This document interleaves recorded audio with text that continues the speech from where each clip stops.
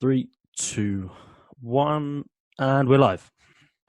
Hello, welcome back to the XXL Podcast with myself, Drew Spenlove, and the main man, Josh Eastham. Josh, who we got on the podcast today? Drew, we had Max Rayner the other day, the property developer entrepreneur. Our highest views on YouTube. Yeah, it's gone down a storm. So what we're going to do is we're going to invite actually his sister on, Ella-Mae Rayner. Ella's really cool. She's done loads of things. She'll be a really cool person to talk to. And also she works, I'm going to probably butcher this and get this wrong, but I think she works kind of airport side. So I think it's going to be quite an interesting conversation there around her job as well. So without further ado, ladies and gentlemen, welcome Ella-Mae Rayner. Anytime now. Have a sip of tea. Here she is. Here she is. Yay! There she is. Yeah, get that audio connected. How you doing, Ella? Yeah, I'm good. How are you? Yeah, awesome. So let me do a quick intro. Ella, this is Drew. Drew, this is Ella. Ella, where did you go to school? I went to school at Townsend, St Albans. Oh, okay. Yeah, I don't know what you were talking about, Josh, mate. Yeah, no, the only reason I say that... No, Josh thought we went to school together. Oh, right. What school did you go to? King's Angley, so nowhere near. I think more the fact I do that... know people from King's Langley, though, so... yeah, okay. that was my thought process. We've got connections. Yeah. There's a mutual there. Ella, thank you for coming on. Obviously, we had your brother on, which was super awesome. So we thought only fair to get you on as well. Because the thing is, like, you're both very alike in terms of entrepreneurial, but you're polar opposites in terms of like what you actually do, like where you're going and stuff like that. Yeah. So let's kick it off. Give people, obviously, whoever's going to watch this, we have no idea who actually watched this, a little bit about you and kind of, essentially like who you are, what you have done, because I kind of like the idea of going back to like the diving days. That's pretty fascinating. Yeah. And then bring us up to nowadays. Yeah, so for those that don't know me, I'm Ella, obviously. I got a nice little intro from Josh. I know Josh through Max, my brother, who was on here previously. And yeah, I agree with you, Josh. We are very similar in kind of like our mindset and stuff, but what we do is completely different. So I've kind of been in sport all my life. From the age of 5, I was a gymnast. I kind of did like all sports when I was young, as you do when you're a kid, like you do like ballet, dance. Mum threw us into swimming, but gymnastics was like my passion. So I kind of was training and then got to a stage where I was like, okay, I'm quite good at this now. So I got into like the county and then I did a few regional competitions and I was training for like a long time. And I think that kind of training's given me the journey that I'm on now, because without that I wouldn't be disciplined, I wouldn't be into my sport. Like gymnastics, I'm so thankful for it because it made me so good at so many areas, and not just in terms of sport, in terms of like my mindset and my self-discipline, my determination. So I got to the age of like 13 and I'm quite tall, I'm 5'8", and most gymnasts these days, if you've seen them on the telly, they're like 5 foot. Like Simone Biles is tiny, she's an absolute unit. So I was like the graceful, flexible one, but I wasn't that strong. So I had an injury, and then I was like 13, I was like, this isn't for me anymore. I fell out of love with it. A lot of stuff changed within the club, so I was like, okay. And I remember sitting with my mum, and I think it must have been 2012 or before this, but we were watching Tom Daley dive on the telly. Yeah. And I was like, this is a bit of me. Like, this is something that I could do. And a lot of gymnasts will go to diving because it's similar skills in the air, although the difference is you're going in on your head, not your feet. So that was kind of getting used to. That was a bit scary. But then I was like, did a bit of research, was like, brilliant. There's a local club, went there. And because of what I'd done in the past, it was quite natural to me. So I built up like my skill set pretty quickly and loved it. It was completely different to gymnastics though. Like, it wasn't as disciplined. It was more like yourself. Yeah, you had a coach and stuff, but it was more, and also like you're just doing there's set diving boards, whereas gymnastics, you have like 4 different pieces you have to do. So the training was a lot less, and I loved it, and I made some great friends there. And then it came, I think it was 2000, I don't know why I want to say 2014, but the show Splash came about. Okay. And I got asked to help out with the mid performances and like a stand-in, just so the cameras could see what the dives look like. So that was like a massive highlight. Absolutely loved it. I was aside Tom Daly, who before he came out as gay was probably the person I fancied the most. And you know, but he's always been one of before he came out as gay. And yeah, so I loved that, did quite well at that, and then sort of came to this stage where I was choosing universities, and I was like, I tried to choose one with a pool, but the one that I liked didn't have a diving facility, so I kind of had to weigh those up, and I went with Birmingham in the end and got into cheerleading. So now I'm on my 3rd sport, and I absolutely loved it. I mean, completely, I've always been like a single sport person, but this sport, it was really gave me the sense of like being in a team, and I'd never had that before. Yeah, okay, I'd done netball and, you know, the little sports at school, but I'd never had that like team bond and cohort, and it was, I absolutely loved it. And then I went on to coach it in my 3rd year. We did really well. And then I came back and I was like, oh my God, this is amazing. I'm going to be a cheerleader. I want to go to Worlds. And then I had a really bad injury, and I was training at the gym, and I shattered my ankle, had massive surgery, loads of pins in there. And it really, really threw me. Like, looking back now, I didn't realize how much that affected me mentally, because I'm always this kind of person that's like really strong, like I'm fine, like everyone was like, oh my God, it must be devastating. I was like, no, I'm fine, but actually I wasn't fine. And I kept telling myself, we haven't lost a leg, you haven't lost this, you haven't lost that, but even a small injury to someone that's done that their whole lives, to be told that you're probably never going to be able to do it again, was absolutely heartbreaking. So then that's when I've always trained at the gym. Sorry, I feel like I'm going for ages. I've always trained at the gym and loved my fitness. But before that, it was kind of like a side thing just to keep me fit amongst all my activities. And I was like, it's the only thing I could do. I couldn't run. I still couldn't be on my feet that much. I was on crutches, and I started going to the gym because it's the only thing that was keeping me sane.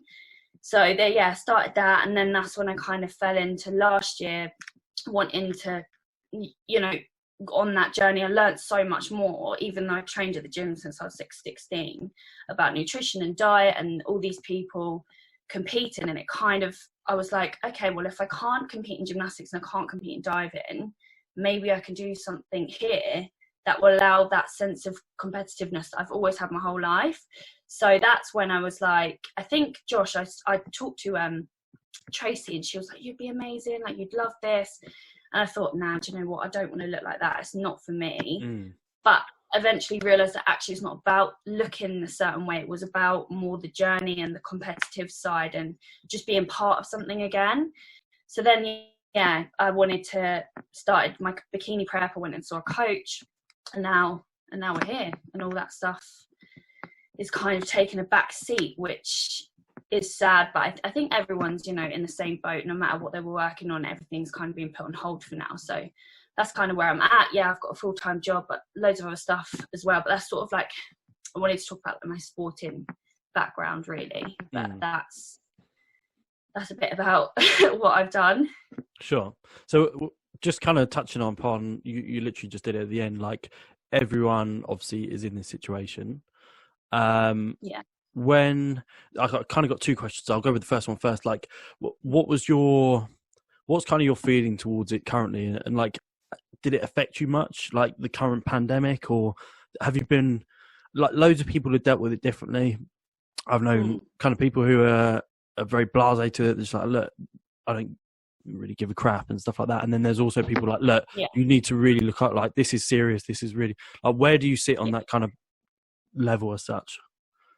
I think, you know, at the beginning, I remember being at work and sort of like being like, Jesus, have you seen this thing in China? Like, God, it must be hell to be there. Never ever did I think that it would become this global thing. I mean, it's the biggest threat us lot have faced in our lifetimes. Yeah. But I was never scared about it.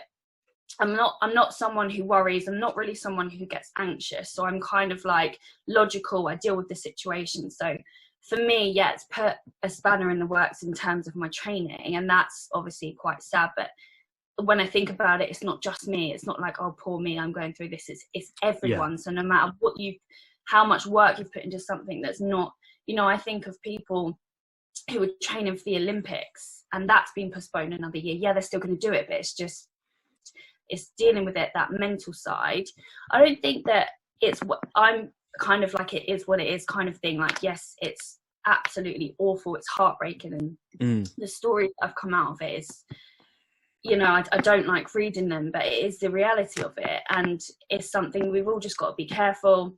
And I'm kind of thinking of it in a mindset of sometimes life just gets so busy for everyone. Do you ever like sit there and think, I kind of wish I was given like a pause button. Like, I just want everything to slow down. I just want to take a step back. I just want to have a time out. And I think we've been, a blessing in disguise. We've been given that through this. So it's kind of like a time, what Max was saying, to get a routine sorted, to work on stuff that you don't normally have time to work on. It doesn't have to be towards a business. It could be like, I don't know, if you like to bake and you don't get enough time to bake. So I think it's just using the time wisely. And we will get back to, normality, but not for a very long time. So I want to kind of see it as a positive amongst, all the heartbreak and negatives, and yeah, just keep going and keep fighting it, and we will eventually come out the other side. Yeah, I think it's kind of, you pretty much almost answered my second question about kind of that like mental state. Is like, obviously you've been someone who has been training a lot. You've also done a lot of like team stuff, and obviously you're diving, like everything. You seem to have like a real good kind of sporting desire to, always be doing something. And did you struggle at all at the start in terms of suddenly you went from, being able to do all these things that you love, and then suddenly you got nothing? And with that, like, as I'm kind of noticing now, like the home workouts started to be cool, and now they're just absolutely draining, and they're doing my head in. Like, and it's that kind of like mental side now, kind of, it's just started to graze on me a little bit. And I think like that really struggled for me, is we're going like routine for like 6 years and then stop. And it was like, I really struggle with that. Did you kind of like struggle with that as well? Yes and no, because I've just kind of been introduced to this new heavy lifting kind of lifestyle. So even in the gym before, even if I didn't have that much equipment, I'd do something. So I think I've taken kind of some of that and brought it back home. And because I set a routine from the outset, I actually managed to get a cardio bike. It's not a very good one. It's like a sit-on pedaler from my cousin before lockdown even happened. And I'm so thankful, because that has been like my saving grace. At least it's some kind of equipment. But I do and I don't struggle. It's kind of like, I think what it is being in the same environment. So your workouts, your like actual work,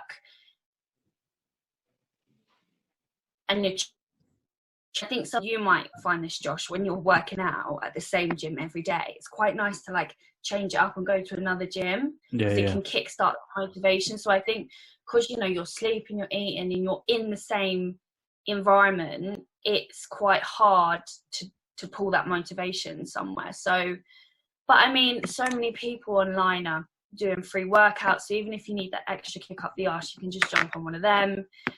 It's hard to keep, because you can't see an end. You're like, well, when is it gonna, like, when are the gyms gonna open? You just don't know. So I think that's one of the ways. So I don't know, but I think like if I've got my headphones in and I'm like dancing around, I'm loving it, because I wouldn't do that in the gym. Yeah. So it's, it's one of those. For sure. I think that's all really cool. I love the thought of diving. I've always loved. I was one of them kids who was like, no, going back to diving, but I was always the straight up to the top. Never worried about anything. I was like, whatever, let's do it, go. Everyone's like, oh, let's go to the bottom one, then the middle one. No, to the top. Yeah. A lot of people have struggled with getting over that thought of having to go off. Mm-hmm. Was that something that you found really easy, or did you struggle with that? I think for me, because I'm not scared of heights, I never have been, it makes it a hell of a lot easier. But if you are scared of heights, then that becomes your barrier. But what I always got taught, and this was from gymnastics, like even if you're scared, or you know, say you've fallen off the beam, or you've missed your hand doing something, get back up and do it again. So I've kind of always had that spark to just go for it. I remember the first time, so I've always dived like, well, I did do springboards, so the ones that do this, but the platform ones were the really like 10 meter. We only had 5 meter when I started diving. So I, you know, when you used to go swimming and your parents would take you swimming and you just jump straight off, that was kind of me. Like I think Drew was the same as you. I just chucked myself off. So that wasn't really scary. But I remember when the new facility was built and we went there to train, and I remember going to 10 and I was like, okay, this looks a lot higher than so I think when you're up there and you can see everything, you're like, this is a lot higher than you think it is. Like 10 meters, you kind of see it, you're like, oh yeah, it's doable.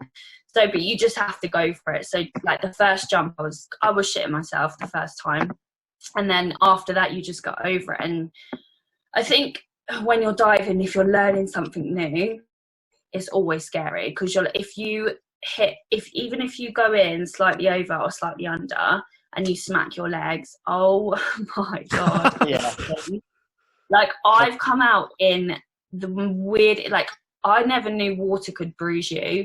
I'd smacked my legs like 3 times doing this dive. And I remember waking up the next day and my legs were like, it was like dots of bruises. It was so weird. But yeah, I mean, the fear is, it depends, because some people will have fear of going a certain direction. So I was always fine with forwards, didn't really like going backwards, because when you go forwards on a dive, you can always spot where you are and you can spot the water. But if you're going back, you're going blind for a second. So it's like that fear kicks in then. If you're doing a reverse, so you're going forwards but back towards the diving board. So it is, I think it's the direction of like the dive that a lot of people struggle with. Like I know a lot of people have like a block going backwards but not forwards. So yeah, I mean initially the fear was there, hit the board every time. Yeah, I've scraped my feet on the board. Yeah, that's horrible. It looks like they're going to ping their head off the board. No thanks. Not about that. Yeah, it's just no, I don't know why I it, but yeah, fair enough. A lot of injuries as well. Yeah, I can imagine. Moving slightly to a different side of what you do. I know I've looked into it a lot. I've watched most of your videos. Bit of bacon, Drew. Bit of bacon. Huh? You love that one. Bit of bacon. I loved it. I was well up for your cookie cups. They were wicked. I loved it. So I just wanted to see how you got into YouTube and what was your motivation behind starting that? I think I kind of took a step back. I'm always so busy. I'm always training or I'm working or I'm doing something. And fitness has always been a passion of mine. And I think I just saw it as a way of, because my friend created this Facebook group and I started doing live workouts on there. And I was like, I actually really am enjoying this. And a lot of people were, messaging me saying, thank you so much. Like, I've really enjoyed it. Please keep doing it. So I was having a chat with my cousin and he has done media production at uni. And he was kind of like suggesting, well, why don't you start? Because I was going to go start doing lives on Facebook. And he was like, well, why don't you create a YouTube channel? You've got so many different things you're into, like baking. I love art. I love makeup and beauty and fitness. Why don't you put that all together and start a YouTube channel? I was like, that's such a good idea. I've kind of thought about it before, but I've never really had like the time. Execution and stuff like, yeah. So that's how it kind of started. And then I got a really good response from it, and it's not huge at the moment, but I'm hoping, if I keep pushing, and like, I just love if I know that I've at least helped one person with a workout or got them feeling a bit better, then I've done a good job. And also it's just a way to kind of show all the things that I'm doing and what I'm into. And I have always been kind of like a private person. I don't think I'd ever share like all my personal life online, because I think there's a certain degree of what you should and shouldn't share. But I think a lot of people always said to me, like, you have so many talents, not in a a big-headed way at all, but you need to start sharing that. And I started painting, and I got a really good response from that, and now I've got about 10 paintings to do for my friends and family. So I think for me, I'm like really busy. Like, all my days are like, I have to schedule out, like, I'm going to paint in the morning, work out here, do that. So yeah, I think that YouTube was just like another way to, because I wanted to do workouts that people could follow in real time. So a lot of the ones you see on Instagram are like a snapshot of an exercise, and then they list the exercise and you can do it. Whereas this is kind of like a class live, but it's saved. Yeah. So it's like on demand. Kind of an idea behind it. But it's been really fun. Like, I don't think I'm a pro YouTuber yet, but we'll get there. You're doing well with subscribers. It's like over 120. Yeah. I mean, I had a lot of people shared it for me. So yeah. I feel like yours is gonna do pretty well. I think it's a great idea. We're banking on you, Ella. Just because you've got loads of friends. Yeah. We're hoping we're going to get them 120 subscribers that you've got come over here. Yeah.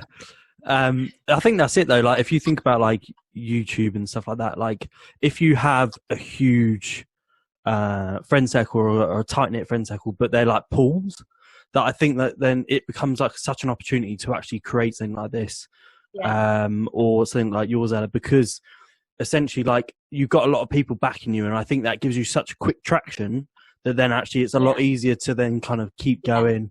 Gives you good inspiration and stuff like that. I think because everything that I've done has been quite different. Like, I've got like the gymnastics circle, I've got my diving circle, I've got uni, and so I've kind of done a lot of different things. And I have, that I'm not in a friend group that has that same set of friends that goes to the pub on the Friday night. I've got like loads of different friends I'm always meeting up with like one or two people, from my different walks of life. So it's quite nice to have that support from people. And it's not huge, but it makes me feel quite honoured, I guess, to have a lot of great friends and people around me that are supporting me doing what I'm doing. Because you do get worried about, what is this person going to say, or what if people don't like me? And I think especially for a girl, like, you feel like you're up against such big competition all the time, and that's where so many people put themselves down.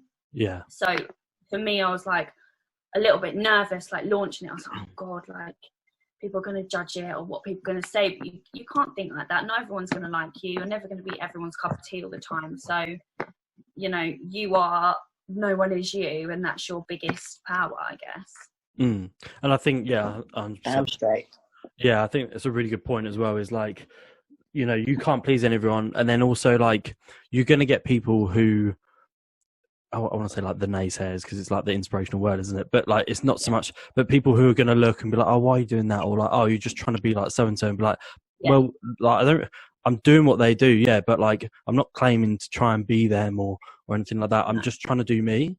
And a lot of people, I think, will slam people quite quickly in terms of, oh, you're just trying to do this. And like, like, I'm trying to better myself. I'm trying to put myself out there. And it takes guts and to do that. Like, it's not an easy thing to start posting. Firstly, it's not easy to talk to a camera. If you put a lot of cameras on people, they suddenly choke on their words. So I think it's something that I think what you do is going to be really good. Obviously, we'll push it out as much as we can.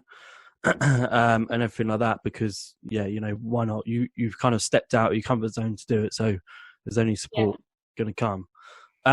With obviously, like you said, you're super busy. You've got loads of things in terms of sport, and obviously kind of the YouTube now, and like, you're a very aspirational person. So talk to us about like kind of day to day, like your job and things like that, because I want to try and touch on where you think this pandemic's going to affect it, and then the future out the back of it as well.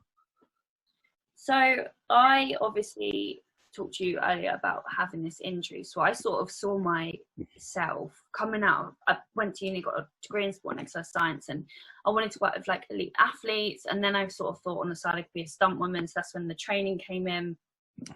And then I had this injury, and I was like, whoa, okay, if I can't train, I don't want to be around people training because it will upset me, and I hate watching people do something because I always want to be involved. Yeah. So then I was like on a bit of a downer, and I just got a shitty part-time job.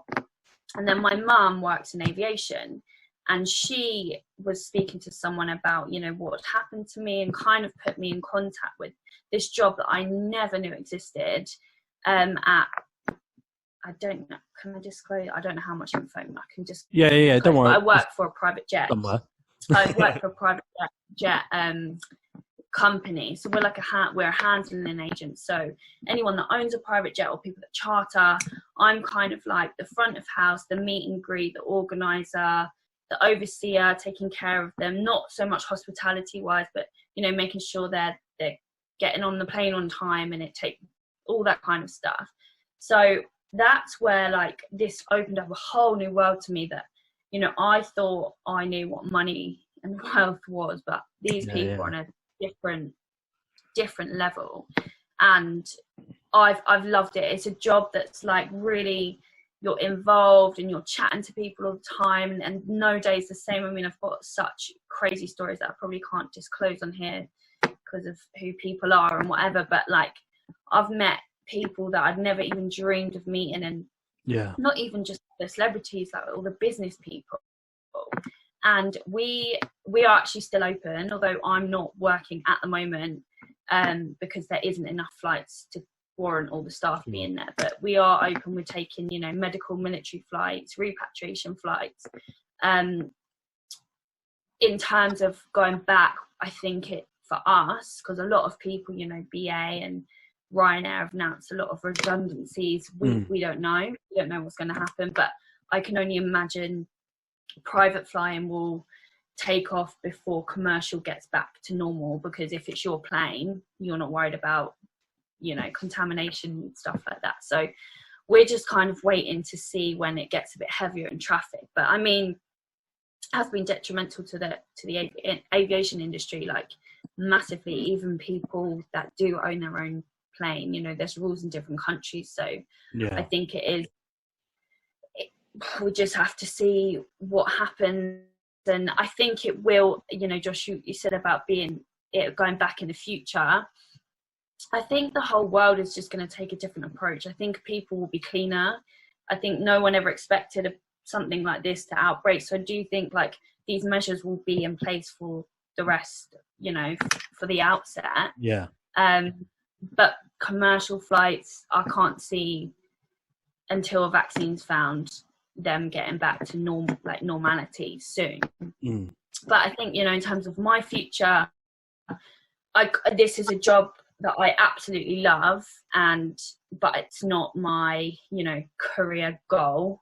It's kind of just, and it's introducing me to amazing people that I would never have met if I hadn't have worked there. Well, I still work there, but you know, like fitness and all that, and is my passion. So that's what I'm trying to push. And this is you know, the most time I'll ever get off work to be able to put the time in to make this happen. Yeah. And I think, you're pretty right in terms of like the aviation. I think I read somewhere that, you know, Ryanair or EasyJet's basically think about doing every other seat. I just can't see the cost of like running that kind of plane on like 25% capacity. Worth it for one, and two, actually they were saying about the new norm obviously is kind of a term that's battered around quite a lot nowadays, but when you go through the airport, you never had to take your shoes off until the guy who did like a shoe bomb. So like you know, now you take your shoes off every time. You don't even kind of you're just like, yeah, cool. So I think like, you know, heat signature, whatever it is, and, you know, whether even doing like tests and stuff like that, actually going through the airport or even getting into the airport, whether that will become like a new norm or anything like that. Yeah, I mean, we've we hear like kind of weekly from work, but I think the private side is very different to the commercial side. But I don't know if this went out publicly, or my mum told me, she knows a lot of people in the aviation industry, that they're doing these new air purifiers. So okay. You know how normally like the air circulates in the plane, and I think because they're saying you can social distance, but you're still on the plane with those people breathing in the same air, so it almost like doesn't matter if you're a seat apart or you're sat next to people. Do you know what I mean? So they are finding new ways, and I think like you are right, like new norms will come into place for sure, whether the air purifier stays there for, you know, eternity now, I don't know. But yeah, it's a scary time, but again, I think situations like these are where some of the best things can come out of it, and you just gotta keep going. I mean, old Boris has got us a plan, so we'll see. What I'm interested. Let's get political. What's your thoughts on Boris? No. I'm not gonna lie. I really like him. I think he's brilliant. I like him. I agree with you, and I absolutely rate Piers Morgan right now. Oh yeah. Apart from he should let people talk a little bit. He should. He's so down their throat. He's brutal. Absolutely brutal. I want to see. I agree with him. Like, no one can give him answers ever, and he gets so frustrated. He's like, just tell me, like, I'm asking you a simple question. And I think everyone sort of beats around the bush and doesn't give him an answer, and that gets him even more wound up. Yeah, Drew. But I like Boris. Boris has had probably the most difficult prime minister. Yeah. Whatever you not constituency, that's the wrong word, but time in prime minister since probably Churchill. And I just, I don't envy the guy at all. Like, he's got an impossible task on his hands, and like with his latest speech, a lot of people were just like, what was the point of that? Like, I think he probably would have done better off if he just said, when he'd stay in lockdown for a little bit longer. I think that probably would have got less hate than he did for what he said. But like I say, the bloke's got an impossible task at the moment. I think people just need to take a step back and try and enjoy the time they've got at the moment, and use it to their advantage. Like, it's tough, and I agree with some, like, obviously people that, aren't working and aren't earning. It's hard. Yeah, I appreciate that. I think that's scary for people. Like, I'm on furlough, but some people have lost their jobs, and stress. It's a horrible time. It's a horrible time to be in. But there are a couple of positives. Don't get me wrong. I don't think they outweigh the negatives. But it's just how it's how you look at it, isn't it?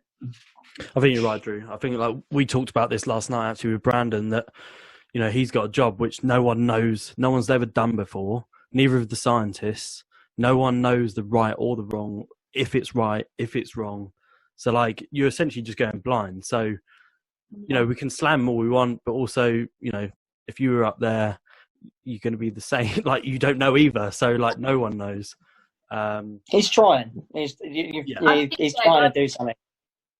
Going back to Boris, like, I wouldn't want that pressure on my shoulders. I can't imagine. There's people working around the clock to try and especially make it that you got ill with it as well, and then you still got the stress of it. He was on, like, he was on the right. So if anyone can say about it and put new measures in place, he probably can, because he's been through it and experienced it firsthand. And I actually saw a picture of him on Facebook, because a lot of people after that came out was slamming him. And don't get me wrong, Matt Lucas is I love that. But I saw a picture, and he was almost exhausted after an exam. He had his hands in his face, and he was like hunched over, and people were saying, like, all the pressure and everyone ripping him down, like, keep going, Boris, because no one would want your job right now. And whatever decision you make, and this goes for anyone, not everyone's going to like it or agree with it. You can't please the whole nation. So I just think, and also use a bit of common sense. Yeah. Don't start having, 20 people around your house and exercising with 10 outside, just be pretty logical about it and use your head a bit. I don't know how we're doing for time, Josh. 4 minutes. 3.5 minutes. Okay, all right. That's fine. We do this with the majority of our guests, Ella. Actually, I think we've done with all of them. Top tip for surviving lockdown. What would you say to get through lockdown would be your best tip? I'd say treat it like you still have a job. Because I've been setting an alarm at 6:30. My friends have been calling me crazy. I set my alarm at like 6:30, 7:15. Get up, do my morning routine, and I'm on my laptop by 9. Okay, not working, doing the company work, but I'm doing YouTube stuff. So I just think, use this time, try something new, do something you've always wanted to do, but you've never had the time. Like, this is the time to do it. And also just checking in with your friends. I think that's so important, or family members, because there's a lot of shit going around at the moment, and it's good to be there for people mentally, and especially the quiet ones, the ones that say that they're always all right, just check in, have a FaceTime. So yeah, that's kind of my take on it. And if it doesn't work out, the new thing, then it doesn't matter, you've tried it. Yeah. Nice. Love that. All right. Amazing. We're good?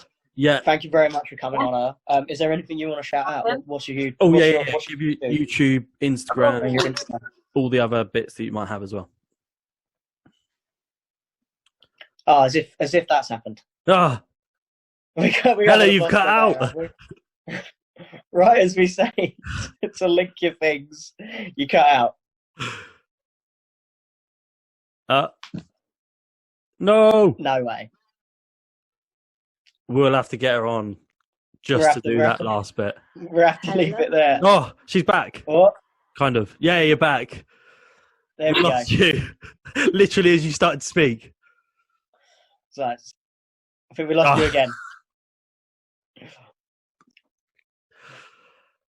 I think we'll have to get her on again to Oh, she's gone. Oh, she's back.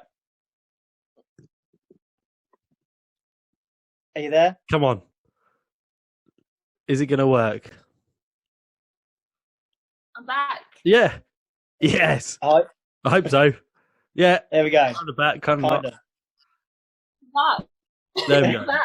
We're back. So, Ella, you got 1 minute. Give it everything you got. 1 minute. Yeah, so everything's under the same name. It's all gone to pot. Ella-Mae Rayner, Rayner. So that's my YouTube, my Instagram, my Twitter. Am I frozen again? I think so. You have. We know it, so we will link it all in the description. So you'll get it all in there. You shout me out, pick me up. I think we've got it. Ella, it's been an absolute pleasure. Thank you for coming on. Yeah. Thank you for having me, guys, and take care. And you too. Thank you. Ella-Mae, ladies and gentlemen.